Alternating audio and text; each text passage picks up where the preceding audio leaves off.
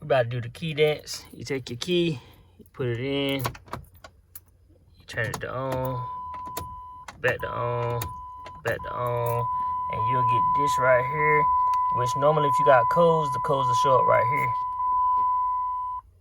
The codes will show up right here. My fault, it was loud.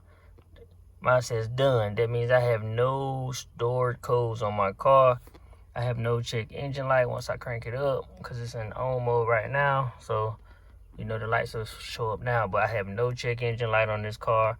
I have no codes. If you have a Dodge vehicle, that is how you check and see if you had any stored codes on your car.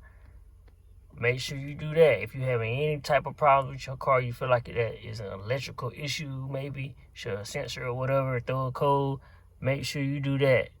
You don't necessarily have to go to the auto parts store, have a scanner to do this. It should show you what the code is, because sometimes the scanner don't tell you what the code is. It just gives you a clue of what it is. Or you might have to go through all that extra work to look it up and try to figure out what the code is.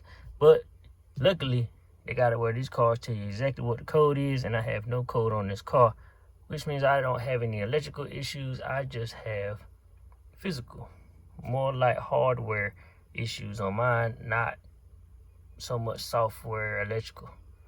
So that's the video for today. Key dance on a Dodge vehicle. Thank you for tuning in.